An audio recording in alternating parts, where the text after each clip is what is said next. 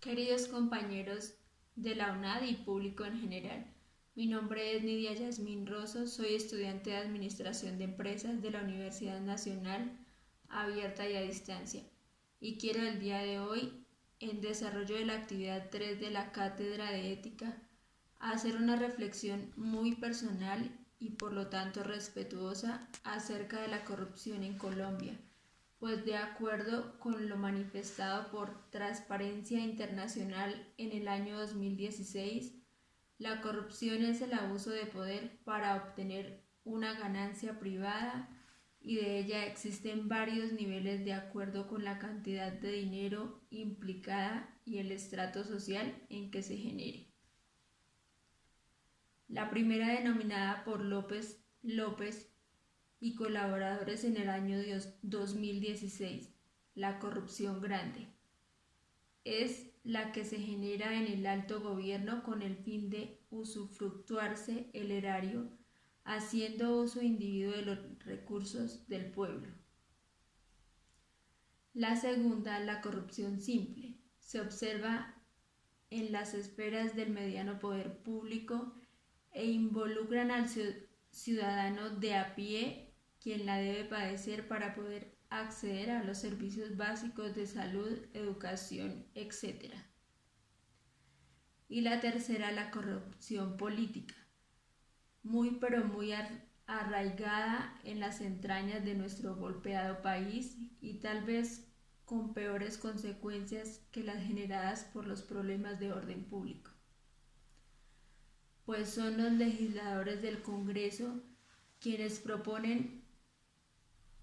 debaten y aprueban unas leyes y normas, las que resultan acomodando a su antojo para su beneficio personal. Sin embargo, desde otro punto de vista, se considera la corrupción en términos generales como una conducta antisocial de quienes se adjudican beneficios de manera fraudulenta, injusta e ilegal. La corrupción afecta los ámbitos político, social, económico y ambiental, pues influye en las decisiones democráticas, las cuales ya no son el reflejo de las convicciones políticas del ciudadano del común, sino la influencia del político en el supuesto beneficio personal del constituyente primario, cuyas necesidades conocen y aprovechan ampliamente. En el aspecto social, la corrupción ha minado la credibilidad del pueblo en las instituciones, ya que ha infiltrado todas las existentes, incluyendo la rama judicial, más recientemente en escarnio público debido a sus propias actuaciones. En lo económico, es apenas evidente para cualquier observador incauto quien, sin necesidad de ser actor principal ni secundario en el juego de la corrupción, mira día a día el detrimento a que es sometido el erario de la nación por parte de aquellos denominados padres de la patria, o sea los HP, honorables parlamentarios, que no tienen ni de lo uno ni de lo otro. Consecuentemente, sus decisiones terminan abierta y descaradamente afectando el medio ambiente sin importar su deterioro al permitir la explotación minera, la construcción de hidroeléctricas, la ampliación de las grandes troncales viales, etc., únicamente buscando el lucro personal. A pesar de que entre la ética y la moral exista alguna sutil diferencia, ya que esta segunda se basa en la obediencia a las normas, las costumbres y preceptos o mandamientos culturales jerárquicos o religiosos, mientras que la ética busca fundamentalmente la manera de vivir por el pensamiento humano. Siempre van unidas cuando de un correcto proceder se trata, sea cual sea el ámbito en que como seres humanos debamos discurrir. Por tal razón, si reflexionamos sobre las posibles causas de la corrupción, inevitablemente debemos entender que existen algunos factores que predisponen a que ella exista. Es así como se visualiza algunos factores históricos, culturales, geográficos, políticos, económicos y sociodemográficos que podrían conducir a su aparición. En cuanto a los factores históricos culturales, no hace falta ser un politólogo graduado con honores para entender que los países en vía de desarrollo son más susceptibles a sucumbir ante la tentación de los tentáculos de la corrupción, pues sus instituciones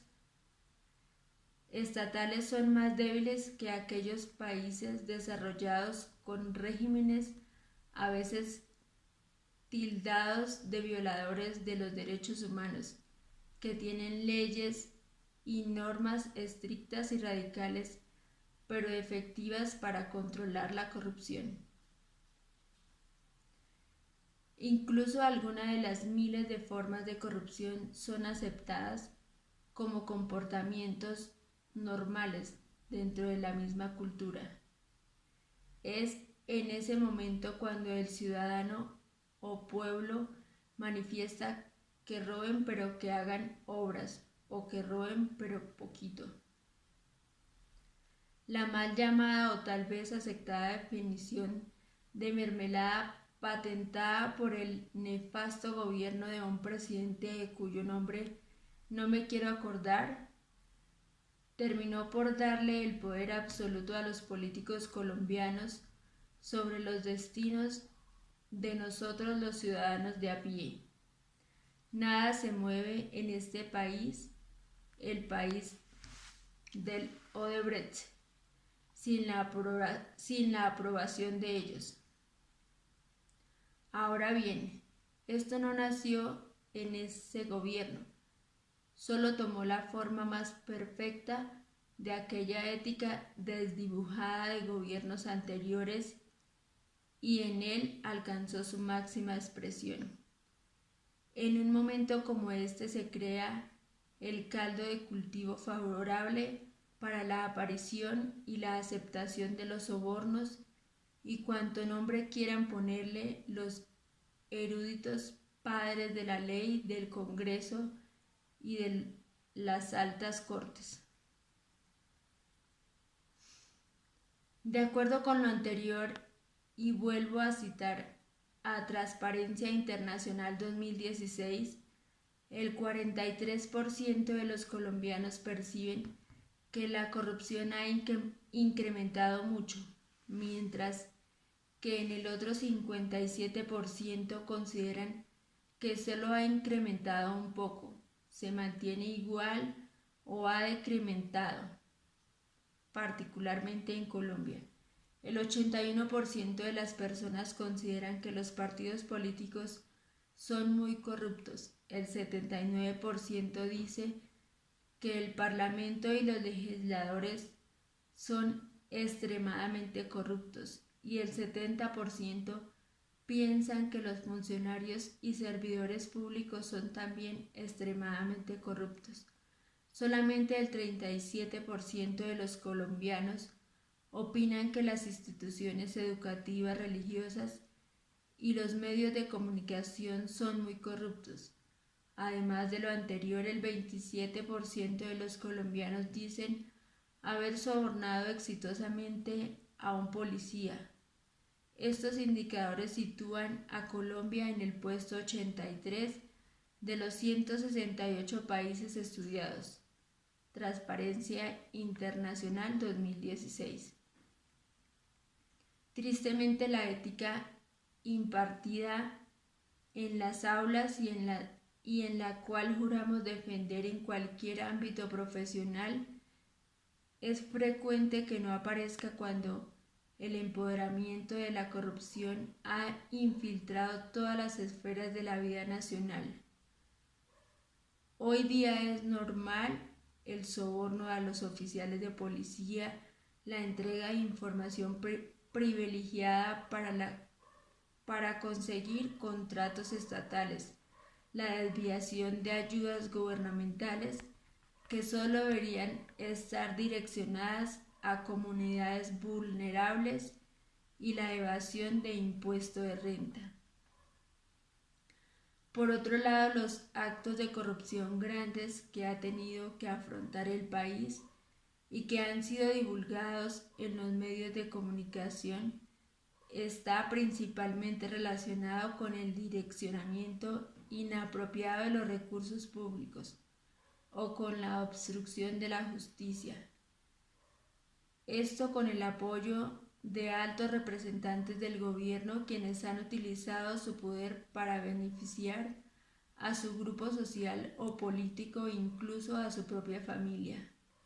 Ejemplos específicos de tales eventos son las acciones de clientelismo, las estafas en los procesos de adjudicación de contratos para la construcción de obras públicas, las ejecuciones extrajudiciales, las falsas desmovilizaciones de paramilitares, las interceptaciones ilegales, el sabotaje del proceso de paz, la desviación de los recursos para alimentar a los niños